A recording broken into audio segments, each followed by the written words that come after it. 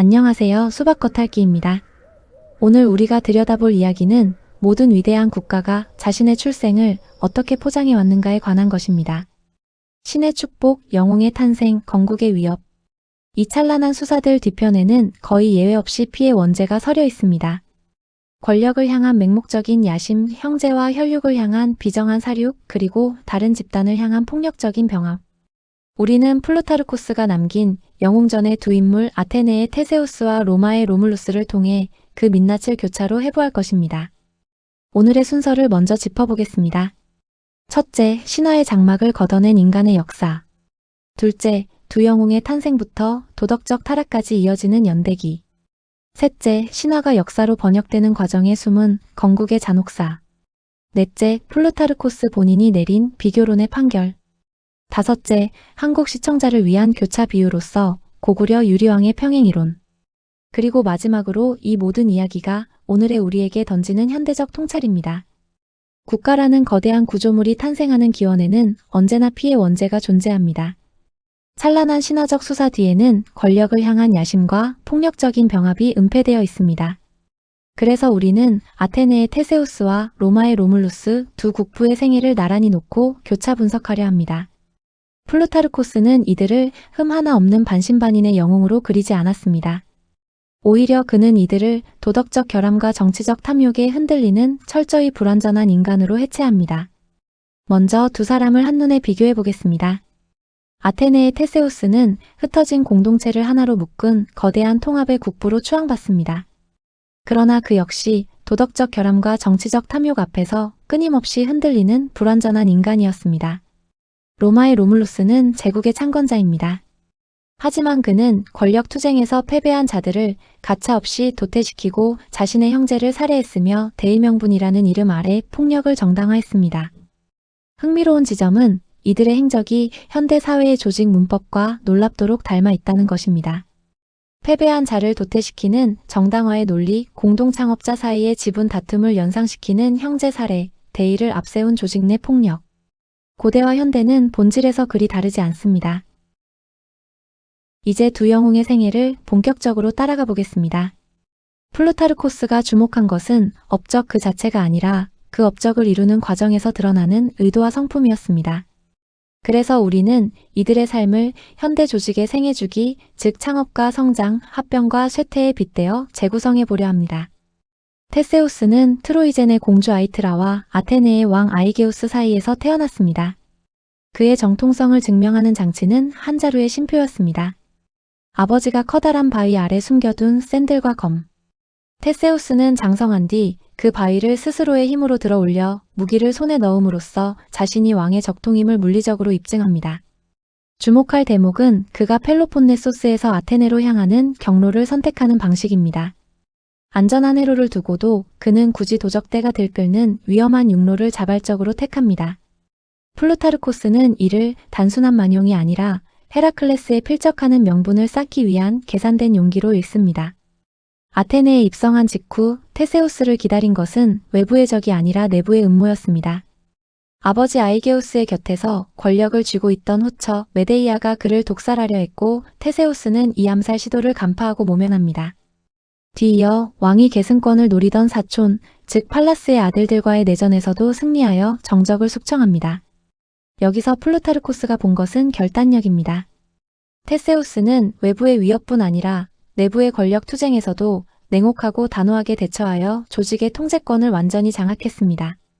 그의 생애에서 가장 빛나는 동시에 가장 치명적인 순간이 이어집니다.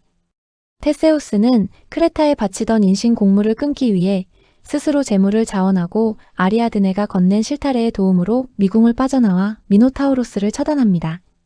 그러나 귀향길에서 그는 약속을 잊습니다. 무사히 돌아오면 검은 돛을 흰 돛으로 바꾸어 달기로 한 신호를 승리의 도취 속에서 망각한 것입니다. 멀리 아테네 절벽에서 검은 돛을 바라본 아버지 아이게우스는 아들이 죽었다고 믿고 바다에 몸을 던집니다. 플루타르코스는 냉정하게 못 박습니다. 아무리 관대하게 생각해도 이 망각은 간접적인 존속살해와 다를 바 없다고 간주합니다. 승리에 취해 가장 중요한 신호를 잊은 이 부주의는 그의 오만이 드러난 치명적인 과실이었습니다. 왕좌에 오른 테세우스의 마지막 국면을 세 장면으로 압축해 보겠습니다. 첫째, 시노이키스모스입니다. 그는 아티카 지역에 흩어져 있던 작은 공동체들의 의회와 행정망을 해체하고 모든 권력을 아테네 한 곳으로 중앙 집권화합니다. 파나테나이아 축제를 제정해 시민들을 하나로 묶은 것도 이 시기입니다. 둘째, 쾌락과 무책임입니다. 그러나 말년에 그는 헬레네를 비롯한 수많은 여성을 납치하며 사적인 욕망을 채우는 데 몰두했고 그 대가로 국가의 불필요한 전쟁과 아피드나의 영토의 상실이라는 재난을 불러옵니다. 셋째, 선동가의 몰락입니다. 민심을 잃은 그는 결국 스키로스 섬으로 망명했다가 그곳에서 암살당해 절벽 아래로 떨어집니다. 대중에게 권력을 양보하는 척하다 오히려 권위를 잃고 선동가로 전락한 리더의 표본입니다. 이제 시선을 로마로 옮깁니다. 로물루스는 베스탈 신녀 레아 실비아와 군신 마르스 사이에서 태어난 쌍둥이였습니다. 그는 티베르강에 버려진 뒤 암늑대의 젖을 먹고 양치기 파우스툴루스의 손에서 자랐습니다. 플루타르코스가 여기서 읽어내는 미덕은 자수성가입니다. 돼지치기나 노예처럼 여겨지던 가장 비천하고 절망적인 환경에서 시작해 순전히 자신의 힘과 담력만으로 훗날 가장 위대한 제국의 기초를 닦았다는 점입니다. 로물루스는 양아버지로부터 자신의 출생에 얽힌 비밀을 전해 듣고 추종자들을 규합합니다. 그리고 숙부이자 폭군이었던 아물리우스를 기습하여 처단하고 조부 누미토르를 왕위에 복위시킵니다. 그러나 플루타르코스는 이 행동의 동기를 냉철하게 짚습니다. 이것은 압제에 맞선 이타적인 대의가 아니라 당장 자신들의 목숨을 향해 좁혀 오던 처벌과 죽음의 위협에서 벗어나기 위한 생존적이고 사적인 동기에서 비롯된 투쟁이었다는 것입니다. 그리고 로마의 건국에서 가장 어두운 장면이 등장합니다. 독립된 새 도시를 세우기 위해 로물루스는 팔라티누스 언덕에 성벽을 쌓기 시작합니다. 그런데 도시에 입지를 두고 조점의 결과에 승복하지 않은 쌍둥이 형제 레무스가 그가 파놓은 성벽의 경계를 조롱하듯 뛰어넘습니다. 그 순간 로물루스 혹은 그의 부하가 레무스를 내리쳐 무참히 살해합니다. 플루타르코스는 이 형제 살해를 변명의 여지 없는 최악의 범죄로 규정합니다. 도시의 위치를 논하는 지극히 이성적이고 계획적인 상황 한가운데서 찰나의 격분에 휘말려 피부치를 죽인 이 행위는 그 어떤 핑계로도 정당화할 수 없는 결함이라는 것입니다. 로물루스의 통치 또한 세 장면으로 정리해 보겠습니다. 첫째, 아실룸입니다. 그는 카피톨리누스 언덕에 일종의 성소이자 도피처를 열어 빚쟁이와 도망친 노예, 살인자에 이르기까지 각지의 무법자들을 가리지 않고 받아들였습니다. 그렇게 로마의 인구와 초기 군사력은 폭발적으로 불어납니다. 둘째, 통합의 정치학입니다. 극심한 성비 불균형을 해결하기 위해 그는 이웃 사비니의 여인들을 축제에 초대한 뒤 집단으로 약탈합니다. 그러나 역설적이게도 이후의 화해를 통해 사비니의 왕 티투스 타티우스와 권력을 나누며 두 민족을 하나의 거대한 공동체로 융합시켰습니다.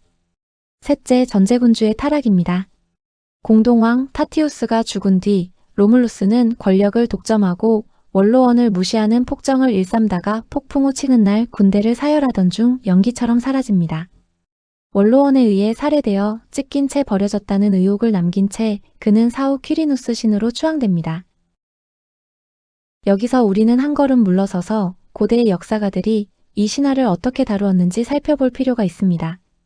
신화의 장막을 걷어내면 영웅들의 위협은 현대 기업의 적대적 인수합병이나 벤처기업의 초기 지분 분쟁과 다를 바 없는 잔혹한 권력의 이동임이 드러납니다. 같은 사건을 두고 사료마다 정당화의 논리가 어떻게 갈렸는지 그 이견을 따라가 보겠습니다. 테세우스의 영웅서사는 그 본질에서 치밀하게 계산된 정치 캠페인이었습니다. 그가 안전한 백기를 두고 도적대가 우글거리는 육로를 택한 것은 플루타르코스의 표현을 빌리면 아무런 공적 없이 핏줄만으로 아테네에 도착하는 것이 수치스러웠기 때문입니다. 코리네테스, 시니스, 스키론을 비롯한 악당들을 잔혹하게 처형한 것은 민중의 지지를 얻고 카리스마를 입증하기 위한 고도의 정치적 PR이었던 셈입니다. 왕위에 오른 뒤의 시노이키스모스는 권력 독점의 결정판입니다.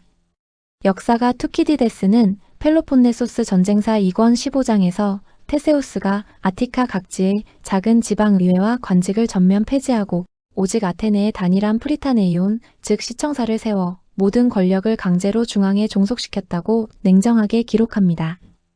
이것은 평화로운 연합이 아니었습니다. 지방 호족들의 기득권을 해체하고 하나의 지휘 체계로 묶은 강압적인 행정 통폐합이었습니다. 플루타르코스 역시 테세우스가 시민에게 왕 없는 민주주의를 약속하면서도 실제로는 군사령관이자 법의 수호자로서 핵심 권력을 결코 놓지 않았음을 지적합니다. 로마의 건국은 한층 더 노골적으로 폭력과 결탁해 있습니다. 이 형제 사례를 두고 후대의 역사가들은 저마다의 방식으로 곤혹스러워하며 변명했습니다.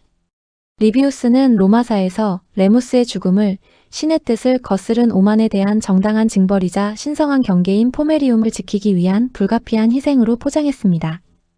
반면 디오니시오스는 로마 고대사에서 로물루스가 직접 죽인 것이 아니라 추종자들 사이의 우발적인 난투극에서 벌어진 일이라며 그의 직접적인 책임을 희석하려 했습니다.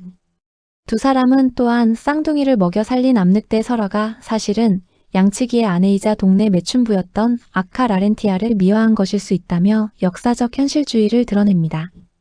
라틴어 루파가 늑대인 동시에 매춘부를 뜻한다는 점을 이용한 해석입니다. 한편 수백 년 뒤 교부 아우구스티누스는 신국론에서 로마란 카인이 아벨을 죽이고 세운 도시처럼 형제 살해의 제약 위에 선 세속 국가의 전형이라고 맹비난했습니다. 형제를 묻은 직후 로물루스가 연 아실룸은 폭력을 국력으로 치환하는 과정을 적나라하게 보여줍니다. 무법자들을 무조건적으로 받아들여 군사력을 확보한 초기 로마는 윤리보다 성장을 앞세운 절박한 자들의 거대한 마피아식 카르텔에 가까웠습니다. 플루타르코스는 단순히 두 인물의 업적을 나열하는 데 그치지 않습니다. 그는 영웅전의 마지막 비교론 챕터에서 두 사람의 도덕적 척도를 냉정하게 채점합니다. 그가 내린 판결문은 오늘의 정치 지도자들에게도 그대로 적용될 만한 날카로움을 품고 있습니다. 그 판결을 세 가지 항목으로 나누어 보겠습니다. 첫째, 동기의 순수성. 여기서는 테세우스의 손을 들어줍니다. 그는 트로이젠에서 안전한 왕위 계승이 보장되어 있었음에도 오로지 압제자로부터 무고한 타인을 구하고 자신의 명예를 드높이기 위해 가시밭길을 자처했습니다. 반면 로물루스가 폭군 아물리우스를 무너뜨린 것은 철학적 저항이라기보다 노예 상태와 죽음의 위협에서 벗어나려는 필연적이고 사적인 생존 동기였습니다. 둘째, 분노의 통제. 두 영웅의 가장 치명적인 결함은 가족을 향한 통제되지 않는 분노였습니다. 그러나 플루타르코스는 로물루스를 훨씬 가혹하게 비판합니다. 테세우스가 아들을 파멸로 몬 것은 강교한 아내의 모함에 속은 비극적 실수였고 실제 행동도 저주에 그쳤지만 로물루스가 형제를 죽인 것은 공공의 이익을 논하는 이성적인 과정 한가운데서 직접 손에 피를 묻힌 변명할 수 없는 물리적 폭력이었기 때문입니다. 셋째, 여성과 외교. 이 항목에서는 거꾸로 로물루스가 우위에 섭니다. 테세우스의 끝없는 여성 납치는 아테네의 원한과 전쟁을, 급기야 아피드나이의 함락이라는 국익의 훼손을 불러왔습니다.